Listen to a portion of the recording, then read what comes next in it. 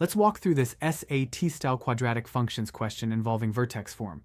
Here's the question. A mortar shell is fired from a hill. The shell lands 88 feet below its launch point. 3 seconds after being fired, the shell reaches its maximum height of 277 feet. The question asks for the height of the shell relative to its launch height, in feet, 5 seconds after being launched. The key word here is maximum. The chapter points out that whenever you see the words maximum or minimum in a projectile problem, you should immediately think vertex. The vertex is the point where the parabola reaches its highest or lowest value, and maximum height corresponds directly to that vertex. Now, the chapter describes vertex form as y equals a times the quantity x minus h squared plus k, where h and k are the coordinates of the vertex. This form is especially useful when the vertex is given to us directly, which it is here. First, we need to identify the vertex from the problem. We're told the shell reaches its maximum height of 277 feet at 3 seconds. So the vertex is at the point where x equals 3 and y equals 277. Plugging those into vertex form, we get y equals variable a times the quantity x minus 3 squared plus 277. At this point, we still have an unknown value of a, so we can't yet solve for the height at 5 seconds. Next, we need a second point on the parabola to solve for a. The chapter reminds us that the starting point of a projectile is always available as a data point.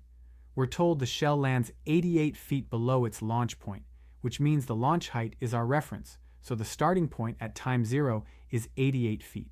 That gives us the coordinate pair 0, 88.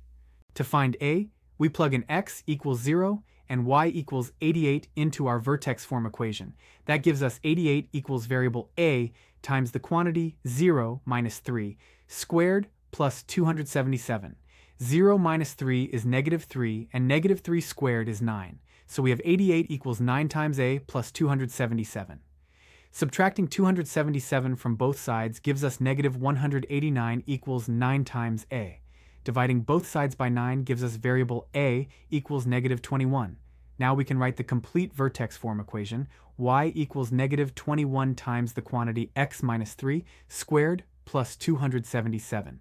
Finally, we need to find the height at 5 seconds, so we plug in x equals 5. That gives us y equals negative 21 times the quantity 5 minus 3 squared plus 277. 5 minus 3 is 2, and 2 squared is 4. So we have y equals negative 21 times 4 plus 277. Negative 21 times 4 is negative 84. Adding negative 84 to 277 gives us 193. One quick check. The answer should be less than the peak height of 277, and 193 is indeed less, which confirms our work. The height of the shell 5 seconds after launch is 193 feet, which is the correct answer. Ready to ace your exam? Achievable includes everything you need to get a top score.